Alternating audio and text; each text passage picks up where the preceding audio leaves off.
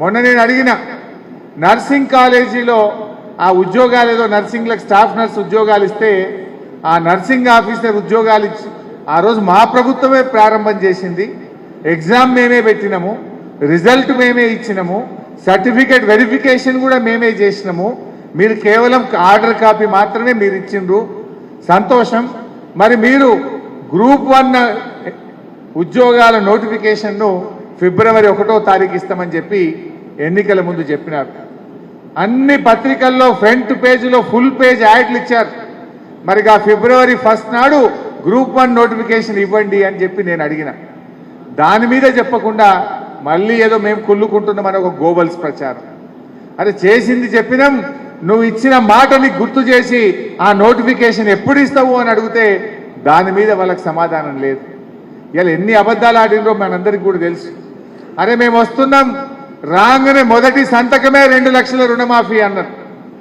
December 9వ తారీఖు నాడు 2 లక్షల రుణమాఫీ చేస్తామన్నారు. ఏమైంది రుణమాఫీ అంటే ముఖం చాటేస్తున్నారు. మేము రాగానే 4000 పెన్షన్ ఇస్తామన్నారు.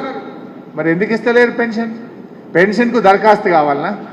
ఈ రాష్ట్రంలో 44 లక్షల పెన్షన్దారులు ఉన్నారు. 2000 ఇచ్చే బదులు 4000 ఇవ్వచ్చు కదా. జోకేందంటే పోయిన నెల పెన్షన్, జనవరి నెల పెన్షన్ ఇవి నిన్న పడుతుంది, ఫిబ్రవరిలో ఇస్తున్నారు. 4000 మాట దేవుడేరికి కానీ ఆ ఇచ్చే 2000 టైం మీద ఇస్తలేదు. జనవరి నెల పెన్షన్ ఇప్పుడే నేను తెలుసుకున్న మా సర్పంచ్ని అడిగితే నిన్న ఇవాళ ఫిబ్రవరిలో ఇస్తున్నారు. అంటే పెన్షన్ కూడా వృద్ధులకు, వితంతువులకు, వికలాంగులకు ఇచ్చే పెన్షన్ కూడా మీరు సకాలంలో ఇవ్వలేనటువంటి పరిస్థితి ఇవాళ మీ కాంగ్రెస్ పార్టీ. మీకు నిజంగా ప్రజల మీద ప్రేమ ఉంటే మీరేమన్నారు? డిసెంబర్లో 4000 పెన్షన్ ఇస్తామన్నారు. వెంటనే ఆ 4000 పెన్షన్ను ఇస్తేనే పార్లమెంట్ ఎన్నికల్లో మీరు ఓటు అడగాలి. దయచేసి కార్యకర్తలు పెన్షన్దారుల దగ్గరికి పోయి మనం చెప్పాలి. 200 ఉన్న పెన్షన్ను 10 అంతలు పెంచి 2000 చేస్తామంటే మన కేసీఆర్ చేసిండు. మీరు డిసెంబర్లో 4000 ఇస్తామని మాట తప్పింది. పార్లమెంట్ ఎన్నికల ముందు 4000 పెన్షన్ ఇవ్వకపోతే మనం కాంగ్రెస్ పార్టీకి తగిన గుణపాఠం చెప్పాలని చెప్పి మీ గ్రామాల్లో, మీ వార్డుల్లో ఉండేటువంటి పెన్షన్దారులను అందరినీ కూడా మీరు ఎడ్యుకేట్ చేయాల్సిన అవసరం ఉంది. రైతు బంధు, అరే ఇప్పుడు వస్తే 10,000, మేము వస్తే 15,000 అంటిది. ఏమైనా 15,000 దిక్కులేదు, 10,000 దిక్కులేదు. ఈ విషయాన్ని రైతుల్ని మనం చైతన్యపరచాలి. వీళ్ళు మాట తప్పిండ్రు, రుణమాఫీ విషయంలో మాట తప్పిండ్రు, రైతు బంధు విషయంలో మాట తప్పిండ్రు. మళ్ళా మోటార్లు కాలుతున్నాయి, ట్రాన్స్ఫార్మర్లు కాలుడు శురువైందా లేదా? నిన్నయాలు ఊర్లకు పోతే చెప్తున్నారు, అన్నా మోటార్లు కాలుతున్నాయి, అన్నా మళ్ళా కాంగ్రెస్ వచ్చింది ట్రాన్స్ఫార్మర్లు కాలుతున్నాయి అంటున్నారు. 24 గంటల కరెంట్ అన్నారు. సాయంత్రం 5:30కు పోతే ఒక్కొక్క రోజు తెల్లారు వస్తుంది, ఒక్కొక్క నాడు రాత్రి 11 గంటలకు వస్తుంది. 12-14 గంటల కరెంటు కూడా రైతులకు వస్తలేదు. పొద్దున పూట కూడా ఇవాళ 2 గంటల కరెంట్ తీసేస్తుంది. పొద్దున 6కి పోతుంది, 8-9 దాకా కూడా పొద్దున పూట రైతులకు కరెంట్ ఉండలేదు. అంటే ఇలా కరెంటు విషయంలో మోసం, రైతు బంధు విషయంలో మోసం, రైతు రుణమాఫీ విషయంలో మోసం, ఇలా రైతులకు బోనస్ విషయంలో మోసం. ఏం చెప్పింది ఆ రోజు? మేము రాగానే వడ్లకు బోనస్ ఇస్తాం, మీరు వడ్లు అమ్ముకోవద్దు అన్నారు. మరి వాళ్ళు వచ్చిండ్రు, బోనస్ మాత్రం రాలేదు. పోనీ యాసంగి పంట కన్నా బోనస్ మీద తక్షణమే నిర్ణయం తీసుకోవాలని చెప్పి కూడా నేను రైతుల పక్షాన ఈరోజు కాంగ్రెస్ పార్టీని డిమాండ్ చేస్తా ఉన్నా. అంటే ఈ రకంగా ఈ విషయాలన్నీ కూడా మీకు తెలుసు. ఆ 420 హామీల పేపర్లు మీ దగ్గర ఉన్నాయి. దయచేసి గ్రామాల్లో చర్చ పెట్టండి, తండాల్లోకి వెళ్ళి చర్చ పెట్టండి, దళిత వాడల్లో చర్చ పెట్టండి. ఇవాళ దళిత బంధు ఏమైంది? మన ప్రభుత్వం ఇచ్చిన డబ్బులను కూడా బ్యాంకులకు చెప్పి ఫ్రీజ్ చేసినారు. దళిత బంధు డబ్బులు వాడుకోకుండా అకౌంట్లు ఫ్రీజ్ చేసినారు. కలెక్టర్ల దగ్గర ఉన్న డబ్బులు కూడా శాంక్షన్ అయిన వాళ్ళకి ఇవ్వకుండా ఇవాళ అన్యాయం చేస్తూ ఉన్నారు. అంటే దళిత బంధులో విషయంలో ఇవాళ దళితులకు మోసం. అంటే ఇవాళ అన్ని విషయాలు కూడా ప్రజలకు కొద్దిగా అర్థం అవడం స్టార్ట్ అయింది. మనం కూడా కార్యకర్తలు ఇవాళ మీరు కూడా అంటున్నారు, అయ్యో మేము కొద్దిగా కష్టపడి ఉంటే మా శేఖరణ గెలుస్తుండే, మన కేసీఆర్ ముఖ్యమంత్రి అవుతుండే అని ఇలా ప్రతి కార్యకర్త కూడా అనుకుంటా ఉన్నాడు. దయచేసి ఆ పట్టుదలను చూపియండి. ఆ పట్టుదలతోని రేపు పార్లమెంట్ ఎన్నికల్లో ఖచ్చితంగా భువనగిరి మీద గులాబీ జెండా ఎగిరే విధంగా మీరు గట్టిగా కృషి చేయాలి.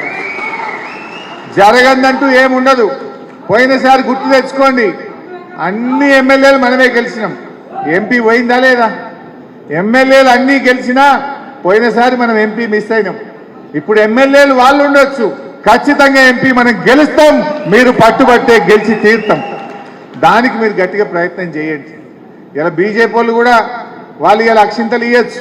తప్పకుండా మనం కూడా రామభక్తులమే, మనం కాదా ఏమి? దేవుణ్ణి తప్పకుండా మనందరం కూడా మొక్కుతాం.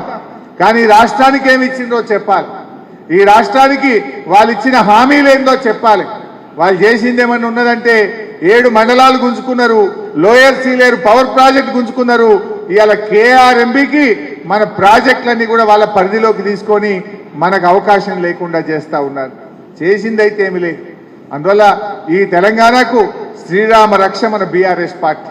గల్లీలో ఏ గవర్నమెంట్ ఉన్నా, ఢిల్లీలో ఏ గవర్నమెంట్ ఉన్నా బీఆర్ఎస్ ఎంపీలు మాత్రమే తెలంగాణ ప్రయోజనాల కోసం కొట్లాడగలుగుతారు, తెలంగాణ కోసం గొంతు విప్పగలుగుతారు, తెలంగాణ కోసం పోరాటం చేయగలుగుతారు. కాంగ్రెస్ బీజేపీలై వాళ్ళకు పార్టీల కోసం మాట్లాడతారు. వాళ్ళు ఈ దేశంలో ఒకరైతారు. కానీ మన ఎంపీలు అచ్చంగా తెలంగాణ కోసం నిలబడతారు, తెలంగాణ హక్కుల కోసమే పోరాడతారు. ఇవాళ మన ఎంపీ నామా నాగేశ్వరరావు గారు, కేశవరావు గారు ఇవాళ ఢిల్లీలో పార్లమెంట్లో అడిగినారు. అదే విధంగా కేంద్ర మంత్రిని కలిసి కేఆర్ఎంబీకి ఎట్లా ప్రాజెక్టులు తీసుకుంటారు, దాన్ని తీసుకునే ముందు మా నీటి వాటా తేల్చండి, మా హక్కులు తేల్చండి అని చెప్పి ఇలా గట్టిగా మన ఎంపీలు ఢిల్లీలో అడిగినారు. అదే కాంగ్రెస్ వాళ్ళు అడుగుతారా? వాళ్ళతో అవుతుందా? దయచేసి మీరు ఆలోచన చేయాలి. నేను ఇంకెక్కువ విషయాల్లోకి పోను. కానీ రేపు రాబోయే రోజుల్లో రేపు స్థానిక సంస్థల ఎలక్షన్లు వస్తాయి. సర్పంచ్ కానీ, ఎంపీటీసీ కానీ, కౌన్సిలర్ ఎలక్షన్లు వస్తాయి. అప్పుడు కూడా తప్పకుండా పార్టీ మీ వెన్నంటి ఉంటుంది. మిమ్మల్ని గెలిపించుకోవడానికి అన్ని రకాల సహాయ సహకారాలు కూడా అందజేస్తామని మనం చేస్తూ ఉన్నాం. నిజానికి మీ వరకు పెద్ద కష్టం కాదు. కర్ణాటకలో నేను ఎవరో వస్తే నేను మాట్లాడినా. కర్ణాటకలో కాంగ్రెస్ పార్టీ పాస్ అయిపోయిందట. ఆడ 8 నెలలు అయింది కాంగ్రెస్ గవర్నమెంట్ వచ్చి, గ్యారంటీలు అమలు కాలే. ఇలా 28 ఎంపీల్లో కాంగ్రెస్ ఎన్ని గెలుస్తుందంటే 4-5 గెలిస్తే ఎక్కువ అంటున్నారు కర్ణాటకలో. ఎందుకు? 8 నెలలు అయింది, జనానికి కాంగ్రెస్ నిజస్వరూపం బయటపడ్డది. మన దగ్గర కూడా 2 నెలలు అయింది. ఇంకొక 6 నెలలు అయినా ఇంకా గిట్ట పార్లమెంట్ ఎలక్షన్ వస్తేనా మజా ఉంటుండే. కానీ మీ ఎన్నికల వరకు మాత్రం 6 నెలలు అవుతుంది. ఎట్లా? మీరు ఎంపీటీసీ కౌన్సిలర్లు నిలే వరకు కాంగ్రెస్ వాళ్ళు ఊళ్ళలో తిరుగుడే కష్టమవుతుంది. వాళ్ళ హామీలు నిలబెట్టుకోకలేరు వాళ్ళు. ఆ హామీలు అమలు కాకపోతే తప్పకుండా ప్రజలు మిమ్మల్ని అందరినీ గుర్తుపట్టి పిలిచి బీఆర్ఎస్ పార్టీ నాయకులను గెలిపించుకునేటువంటి పరిస్థితి ఉంటుంది. భవిష్యత్తు మనకే ఉంటుంది. అందువల్ల మనము ధైర్యంగా ఉందాం. ఎవరికైనా ఏదైనా ఇబ్బంది వచ్చినా, అక్రమంగా కేసులు పెట్టినా, కార్యకర్తల్ని వేధించినా జగదీష్ అన్నకో శేఖర్ అన్నకో మీ జిల్లా అధ్యక్షుల వారికి చెప్పండి. పార్టీ అన్ని రకాలుగా మీకు అండదండగా ఉంటుంది. అవసరమైతే మేమే అందరం మీ దగ్గరికి వచ్చైనా మిమ్మల్ని కాపాడుకుంటాం, మీకు రక్షణగా నిలబడతాం. భయపడాల్సిన అవసరం లేదు. భవిష్యత్తు ఖచ్చితంగా మనకే ఉంటుంది. ఇది ఒక తాత్కాలికమైనటువంటి ఒక విరామం లాంటిదే. ధైర్యంగా పోదాం. మనం అధికార పక్షమైనా ప్రతిపక్షమైనా మనం ప్రజల పక్షాన్నే ఉందాం. అధికారంలో ఉంటే ఆ రోజు ప్రజలకు ఏం కావాలో చేసినాం. ఇవాళ ప్రతిపక్షంలో ఉంటే ప్రజలకు పక్షాన కాంగ్రెస్ ఇచ్చిన హామీలు అమలు చేసే విధంగా అటు అసెంబ్లీలో కొట్లాడదాం, ఇటు ప్రజాక్షేత్రంలో కూడా పోరాటం చేద్దాం. ఎప్పుడైనా మనం ప్రజల్ని వదిలిపెట్టేది లేదు. తెలంగాణ హక్కుల కోసం, తెలంగాణ ప్రయోజనాల కోసం, తెలంగాణ ప్రజల కోసం నిరంతరం మన పోరాటం మాత్రం కొనసాగాల్సిందే. మన పార్టీయే తెలంగాణ ప్రజల కోసం, ఈ రాష్ట్ర బాగోగుల కోసం పుట్టినటువంటి పార్టీ. అందువల్ల అధికార పక్షమైన ప్రతిపక్షమైన మన బాధ్యత మాత్రం ప్రజల పక్షమే. ప్రజల పక్షాన్నే పోరాటం చేద్దాం, కలిసి ముందుకు పోదాం. పార్టీ ఇచ్చే కార్యక్రమాలను జాగ్రత్తగా మీరు ఎప్పటికప్పుడు కూడా ముందుకు తీసుకొని పోవాలని ప్రజల్లో చర్చ పెట్టండి. పెద్ద పెద్ద మీటింగ్లు అవసరం లేదు. ఇలా కాంగ్రెస్ వ్యవహార శైలి కానీ, మాట తప్పిన తీరును కానీ వాళ్ళ మేనిఫెస్టోలో చెప్పి అమలు చేయకపోయేదాన్ని ఎక్కడికక్కడ గ్రామాల్లో చర్చ పెట్టండి. కరెంటు విషయంలో ఏమైతుంది, నీళ్ల విషయంలో ఏమైతుంది, అన్ని విషయాలను కూడా ప్రజల్లో మీ రచ్చబండ దగ్గర చర్చ పెట్టండి. రైతాంగానికి అర్థమయ్యేటట్టుగా వివరించి చెప్తూ ముందుకు పోదామని చెప్పి మీ అందరినీ కోరుకుంటూ, 3 అయినా కదలకుండా ఇంత గొప్పగా ఈ సమావేశాన్ని విజయవంతం చేసిన కార్యకర్తలకు నాయకులకు ప్రజాప్రతినిధులకు హృదయపూర్వకంగా నమస్కారం తెలియజేస్తూ జై తెలంగాణ.